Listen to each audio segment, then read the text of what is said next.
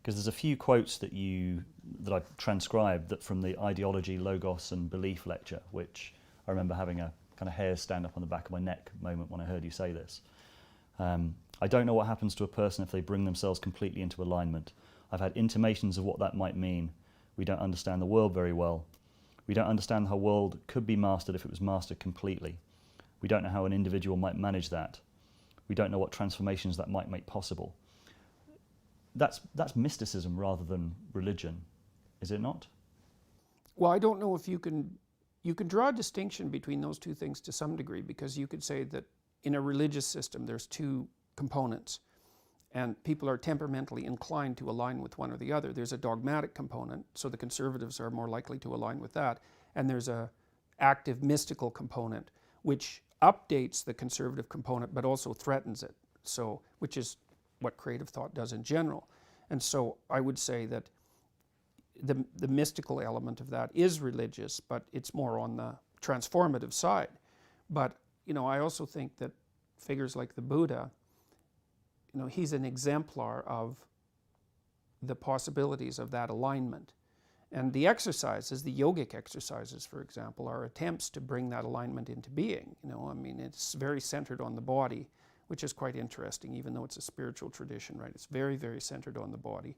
And I suppose that's related to the idea of the Christian idea, and the Jewish idea for that matter, but the Christian idea more particularly, of the sacredness of the body, and also the Christian insistence that in the universal resurrection, the body will also be resurrected, right? It's not, and people are cynical about that idea, but there's a, because they think about it as simplistic and archaic and superstitious and all of that, and they're missing the point. The point is that that system doesn't denigrate the body. It says the body, there's something about the body that's integral to being and cannot merely be disposed of. And so if there's an eternality to existence, then it's an embodied eternality. And that's not, especially given what we know now about the manner in which intelligence operates, is it's not really possible to have a disembodied being.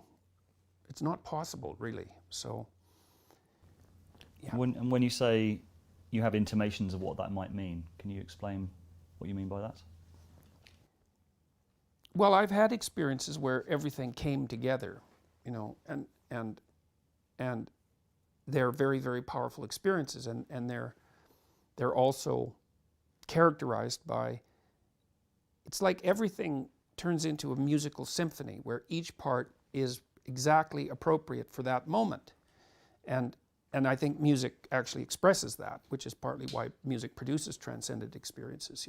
When people are dancing to something profound and they're really into it, let's say, the music and the person are the same thing. And then if things really get going, you see this sometimes in a rock concert or a musical concert where everyone is in the same place, right? The band kicks into high gear and they're way out beyond where they usually go. You don't see that often in a concert, even a great concert, but now and then you really see it. And the whole place is one thing.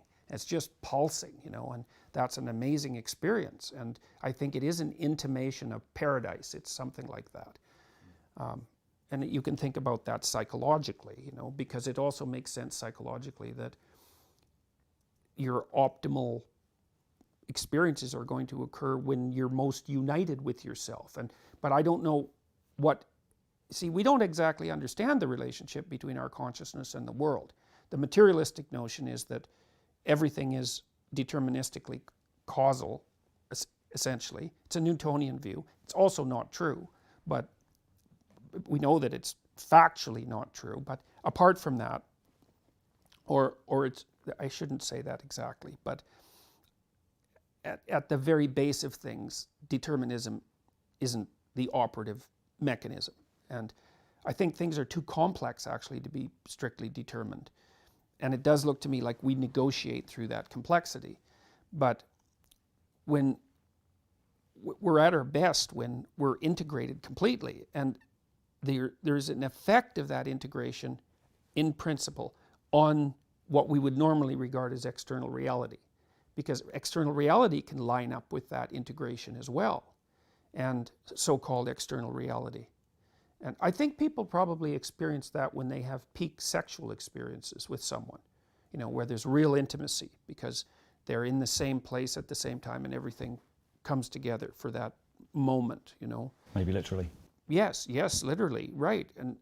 And I also don't think that linguistic usage is chance, right? Because I think that's a place where that experience is a brief intimation of heaven. That might be a way of thinking about it. So, well, through listening to it, it started to make sense of a lot of what I've been doing over the last few years. I've done quite a lot of sort of deep transformational practices, a lot of shadow work, so integrating the shadow, and actually feeling that real sense of becoming more in alignment with myself, feeling that these different parts of myself coming together and feeling more embodied and more present in the world. But it was through listening to you that I made this connection with the Logos, with the idea that this is actually a deep principle of Western culture, which gave it a real it's the interesting principle perspective. of the incarnation, right? Because the incarnation is at least a symbolic representation of the idea that the spirit has to fully inhabit the body, right? And that's also a remarkable idea, especially because the spirit, so to speak, the psyche, if you want, flees from the body in terror, because the body is the place of mortality and suffering. And so people are disembodied, and it's because, one way of looking at it is because they're too afraid to become fully embodied. And it's no wonder they're afraid. There's reason to be afraid, but the question is, well, what would you be like if you had the courage to be fully embodied? And that's fully incarnate. That's another way of thinking about that. And the Christian idea is that the fully incarnate human being is the Messiah. That's the idea. That's a hell of an idea, but it means embracing the horrors of the world.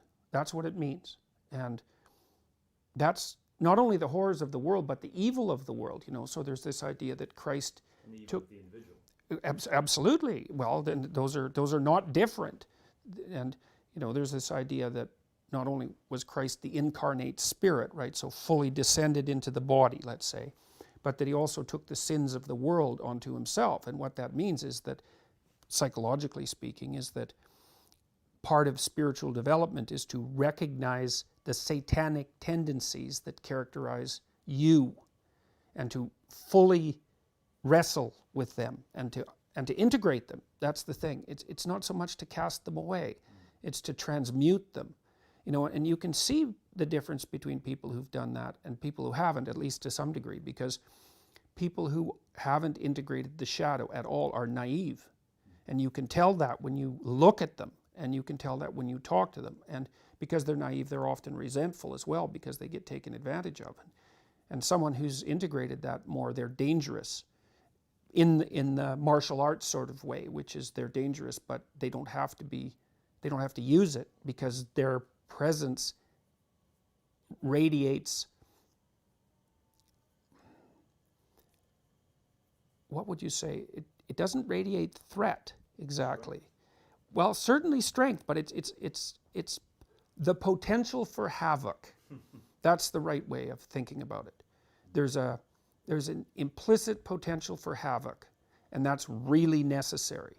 It's one of the things that gives people self-respect. This is an interesting thing about the integration of the shadow, because recognizing yourself as the locus of evil, let's say, actually, in some sense, gives you far more respect for yourself, strangely enough, because the same respect that you might have for a wild animal or even a monster.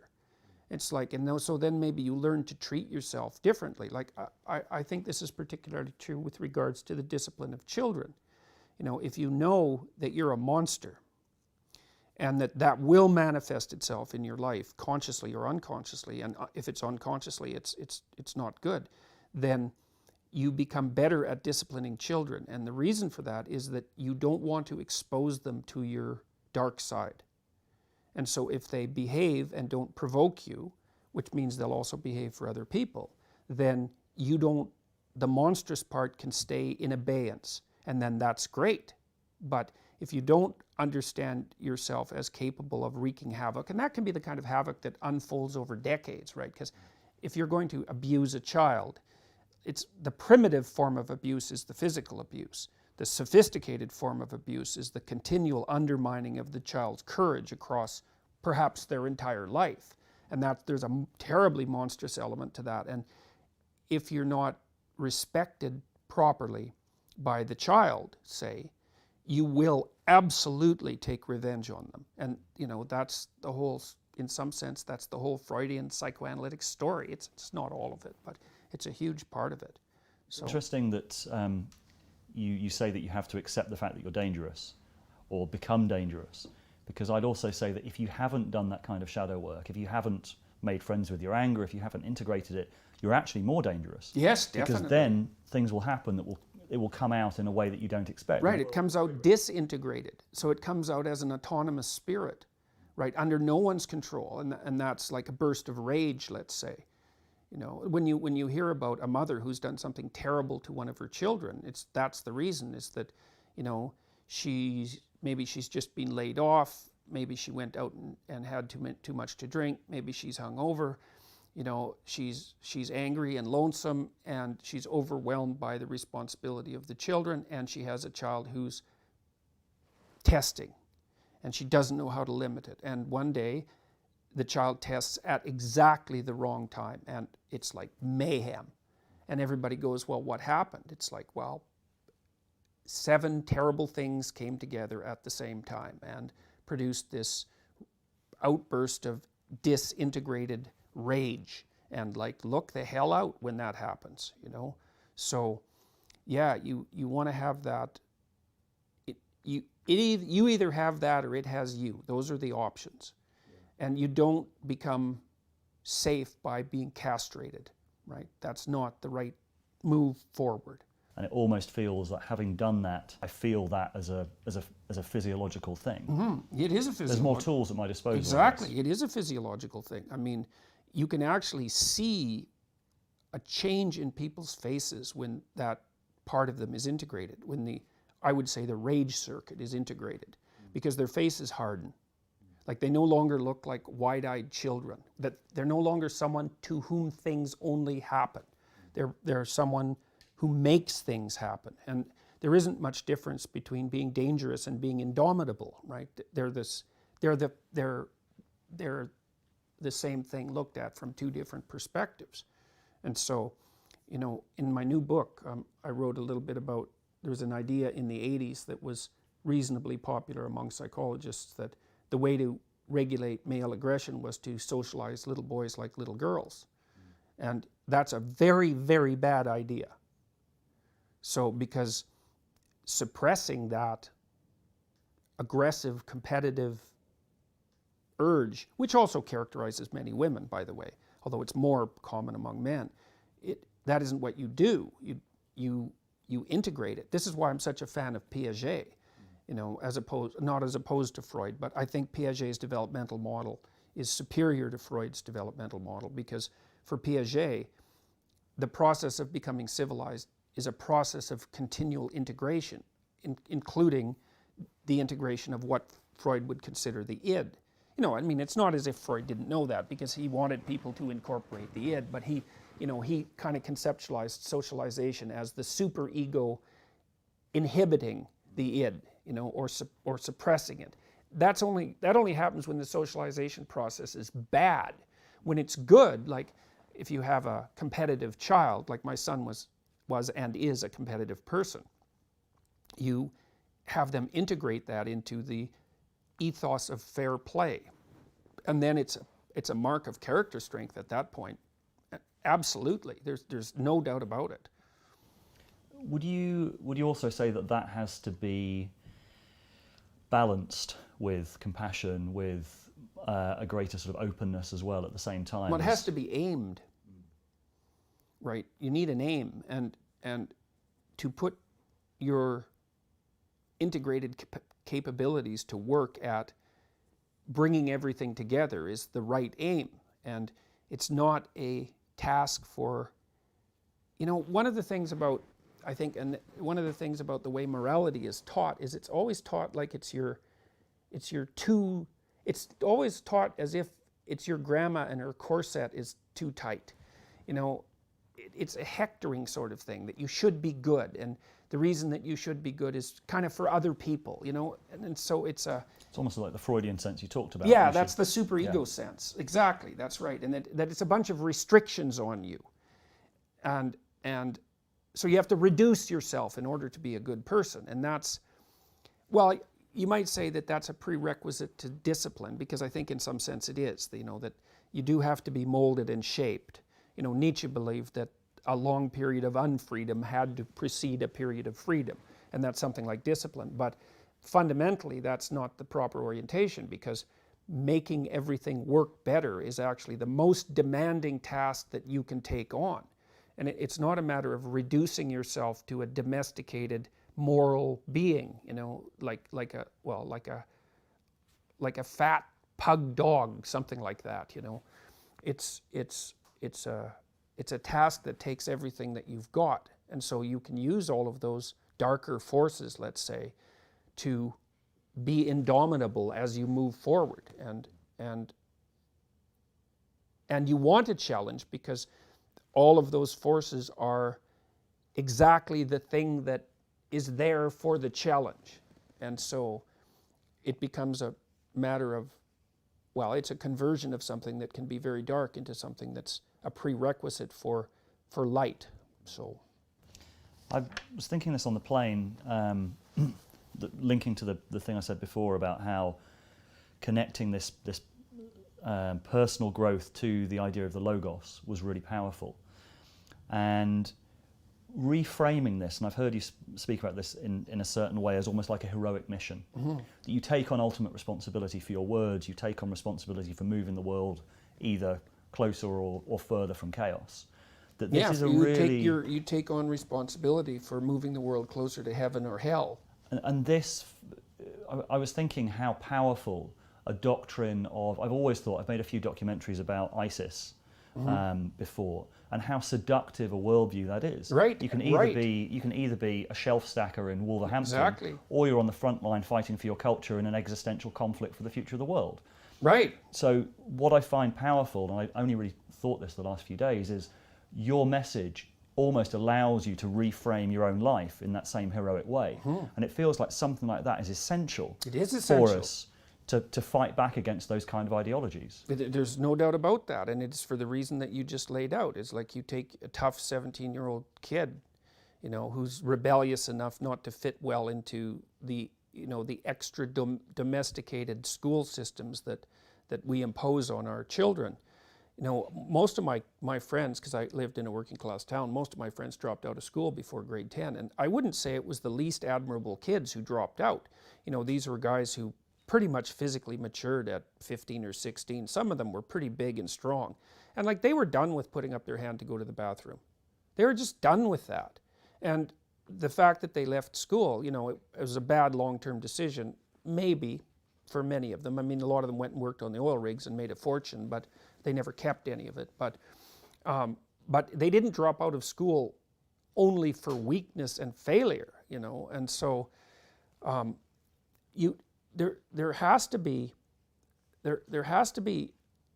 a challenge put forward to those people who are inclined in that aggressive competitive direction, or they will fall prey to, well, you mentioned that, you know, why would people go fight for ISIS? Well, you just said why. And you can't really understand that unless you can allow yourself to imagine how you could be attracted to that. And the shelf stacker versus the heroic desert warrior, I mean, you know, it's an illusion. And it's a dangerous one. And it's being utilized in a very manipulative manner by the people who are pushing this. But you always have to give the devil his due. And do you think we need a heroic story of our own to combat it? Well, what do you have otherwise? You know, you have a life of pleasure seeking. you have no admiration for yourself if you live a life like that, right? There's contempt, there's self-contempt that's going to build, and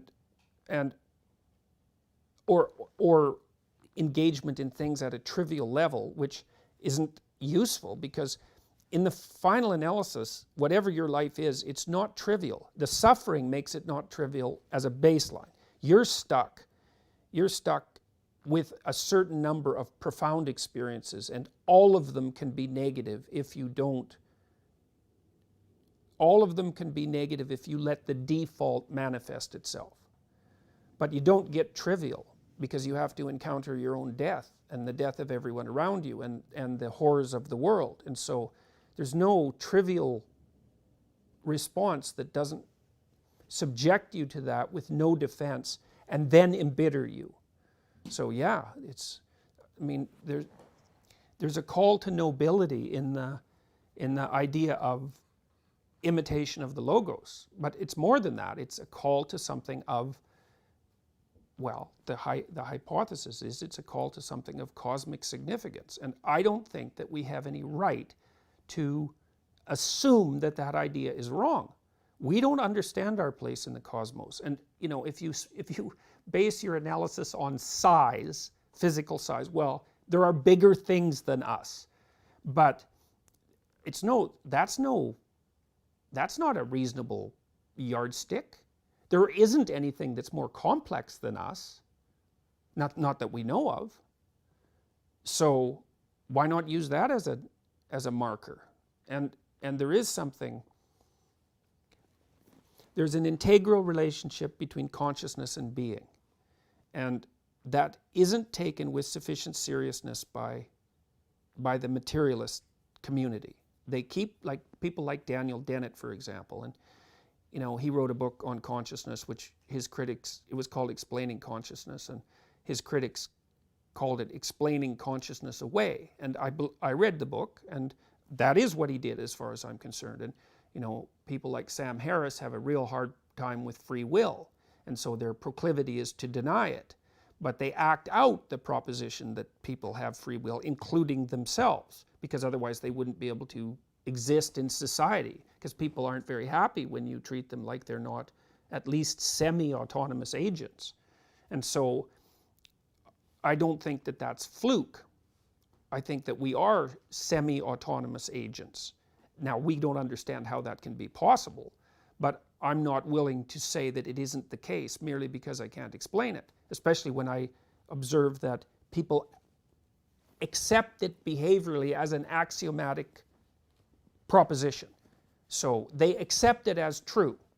They can say they don't believe it, but it doesn't matter. Well, it depends on what you think you mean when you say believe. And for me, you act out what you believe, and your conscious, your cognitive, your capacity for abstraction can divorce itself from your embodied reality and go wherever it wants. It can even propose contradictory. It can propose a worldview that isn't in alignment with the manner of your embodiment at all. That happens all the time. It happens to everyone to some degree because we're not transparent to ourselves. But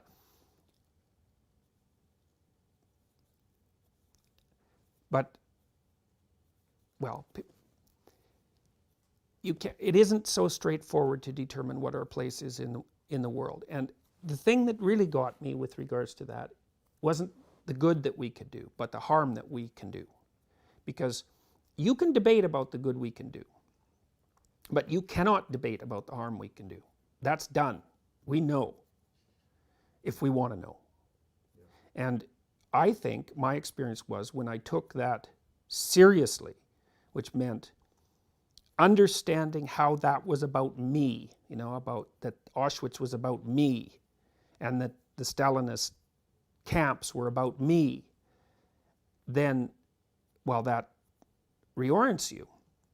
That's a deep part of the shadow idea, right? And I think that is part of the idea of taking the sins of the world onto yourself. It's like you're a human being, so you see what human beings do. That's you. And you might say, well, I'd never do that. It's like, don't be so sure about that. In fact, the probability that you're wrong is extraordinarily high. Especially if you think you wouldn't. Well, that's yes. And I mean, it isn't self-evident that the default position is heroism in the face of the advance of evil. In fact, quite the contrary. So it's highly probable that you would be on the side of the weak who are transformed into oppressors. And that's a very terrifying realization if you take it seriously, which you should. And I do believe that if we don't take that with sufficient seriousness, we are not going to survive because we're too powerful to be naive. You know, and that was something that Jung insisted on, especially after the invention of the hydrogen bomb in particular. It's like, if you're going to play with fire, you better be a master of fire. What are the prerequisites for true knowledge and understanding? Because it seems to me that intelligence is only a small matter of seeing and understanding properly, and it takes a certain amount of moral courage. It takes a certain amount of having done the work of introspection, having done the work of deep introspection. What do you think the components are for true knowledge and understanding? Well, I think the motivation, one of the best motivations, is existential terror. You know, I mean, I don't remember where this is in the Old Testament, but the line is, the fear of God is the beginning of wisdom. And that's definitely psychologically true, but we could strip it, say, of its transcendent implications and say, well, if, for me anyways, I wasn't motivated to be serious until I knew what I was capable of in the most negative way. Because you don't take yourself seriously until you know that you are an evil monster. And you don't take that seriously until you know what that means. And so, but once you know what that means, especially if you do it, if you find that out consciously, say, then you're in a position to start taking yourself seriously enough so that you might be willing to learn what you need to learn to become wise. You have to see yourself as an Auschwitz camp guard, and you have to see yourself enjoying it. And that can't just be an exercise in intellectual simulation, precisely. It has to be a dramatic experience. You have to feel that in your bones. And then you have to decide, and you have to give the devil his due. There's something very attractive about predatory power. And you might even say that it's preferable to pathetic weakness. Now, I'm not saying that, but you could make a case that it is. Because you could say that the person who's pathetically weak would like to be a predatory tyrant, but just doesn't have the ability. And that's a Nietzschean criticism of standard morality, I would say. But then, is there something higher than predatory power? Well, yes. I mean, part of Christ's encounter with Satan in the desert is precisely that realization, because he's offered the kingdom of the world. And that means he's offered the option of tyrannical power. And his response to that is, there's something better. And that's wisdom. There is something better. And there's no reason not to go for what is the best. What else? You don't have anything better to do than that by definition, right? So why not work for the betterment of being and abandon your resentment and your hatred of humanity and your self-contempt and take on the responsibility of the horrors and catastrophes of human existence, and do what you can to, well, at least not make it worse, but maybe to make it better. You know you can. You know you can make it worse and better. You just don't know how much. Find out. It might be way more than you think. I'm sure that's the case. So there isn't any more interesting adventure than that. You know, find out how much good you can do in the world. And not in this moralistic, thou shalt not way. but in a forthright, noble, courageous, eyes wide open, articulate, embodied manner. And then God only knows where we could get. So let's see. Let's find out. That would be good. It's certainly better than the alternative.